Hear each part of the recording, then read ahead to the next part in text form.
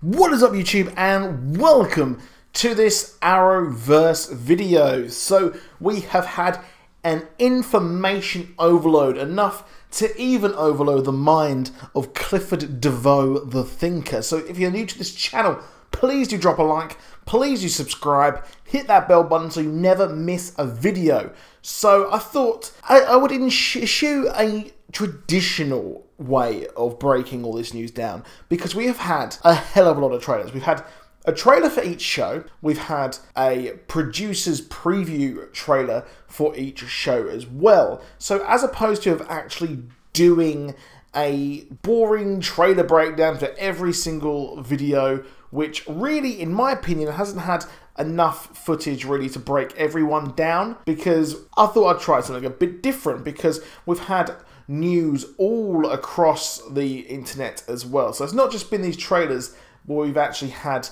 news, and it's been across Entertainment Weekly, and we've had it across multiple different avenues. First of all, we have had some very, very big stuff here in the fact that Killer Frost is returning. So we know that obviously Killer Frost and Caitlin Snow are returning, albeit Caitlin Snow was a bit of a surprise in the Flash Season 4 trailer. Really, it was a big shock that, to me, they would reveal her so soon, especially after the fact that we had Killer Frost at the end, or sort of the Caitlin Frost version at the end of Season 3, when we had him at the H.R. Wells funeral, and she forewent the actual cure for the disease that she has.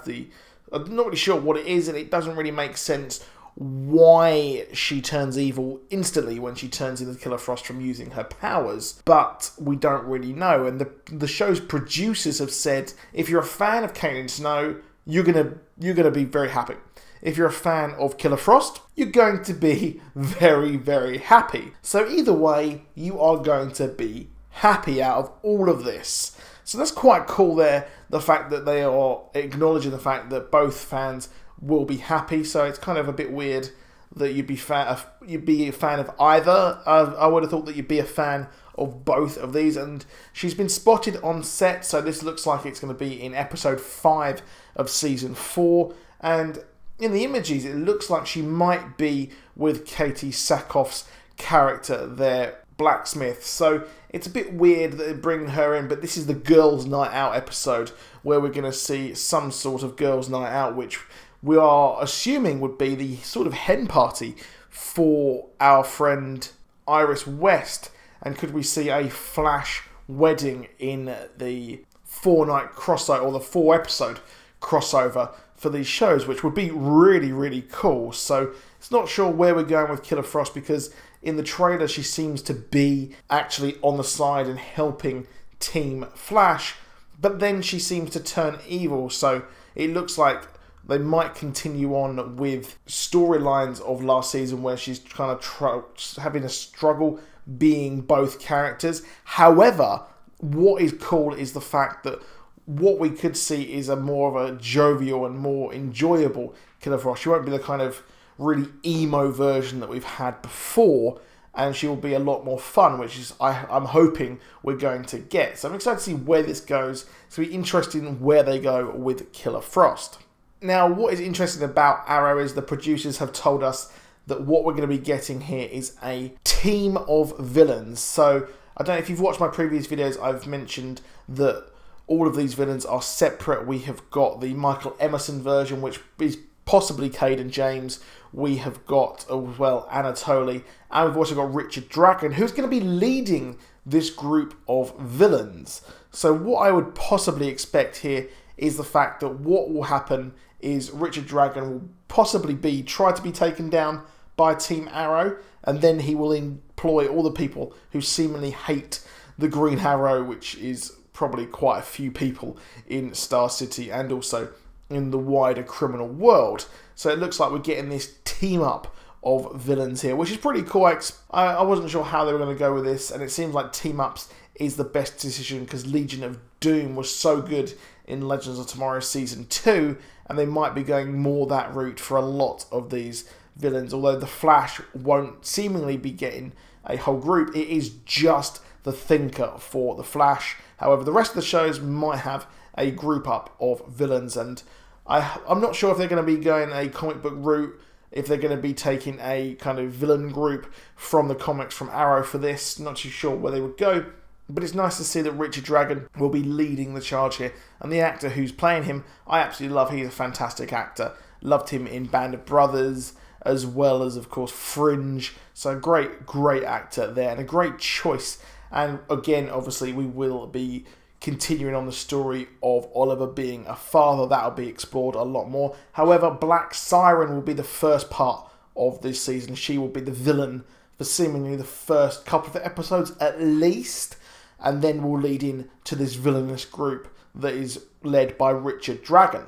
Now we've got Damien Dark is having a daughter cast for Legends of Tomorrow, and she will be played by Courtney Ford, who is a True Blood actress as well. I don't really remember her from True Blood. I don't really remember True Blood that well. I remember when they introduced fairies, I was like, yeah, nah, I'm out of here. I'm not really. I'm really done with that show. I might give it another chance at some point if they ever drop it on the British version of Netflix. But it's nice to see they're getting a villain here on the show. We know Damien Dark is actually returning to the show, and we're having some sort of villainous version, and what I expect is some sort of version of the Injustice Society, because Captain Cold is coming back.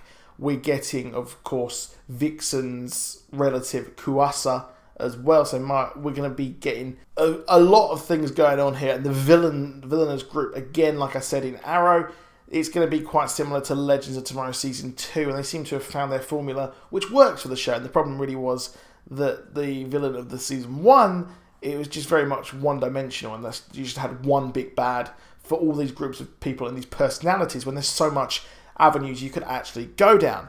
But it's nice to see that we're going to be getting more of a insight into Damien Dark, the character himself.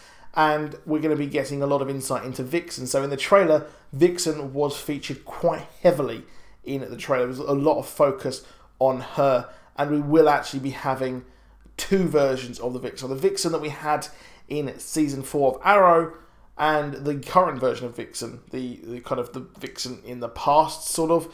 They're going to meet together, and they're going to meet very briefly. So the producers are hoping that they will meet up properly, a proper meetup later on, which I think would be really cool. I think that would be a nice little addition there. Of course, the whole Vixen thing last season about, should I continue on my trajectory of what I'm doing now? Will it affect everything moving forward? That will probably come into play here, as the villain of the show is a relative of Vixen, Kuasa, who's featured in the animated show Vixen, which is going to be featured on CW again. I believe it is tonight in America, and they're just replaying it on, because I believe it was a CW Seed show, so they're putting it on the channel. And of course, we've got a Ray. The character, the Ray, is an animated show which is going to be featured on Earth X. So quite a lot of madness going on there. Could we see the Ray come to the CW Arrowverse? Let me know in the comments what you think. But we know there's not going to be any new DC TV shows for the time being. Now, going back to the Flash here, is the fact that the Flash will need some mysterious help from someone at some point to take down the Thinker, which is, of course, the Elongated Man, who is a great detective in and upon himself. So we could see a return to the CSI Detective Barry, instead of someone who is just trying to use the Speed Force and abuse the Speed Force to go faster, to take down an even faster speedster. So I think we're going to get some Season 1, Season 2 kind of Barry investigating and trying to use his brain here to take down the fastest mind, which I think would be really cool. I think it'd be nice to see the show go back to this way of working, and I think it works a lot better instead of him just trying to go faster and faster and faster, which is a problem with the show. Now, I'll briefly mention Supergirl as well. We haven't had much information on that, but it is going to be Kara turning away from her life of humanity and being more Supergirl, which is a complaint a lot of people had last season, and Lena will be trying to get over her guilt of ruining her relationship and fixing that early on in the show. However, that is it for this video. Please do drop a like. Please do subscribe. Click that bell button to get notifications. And I'll see you soon. Goodbye.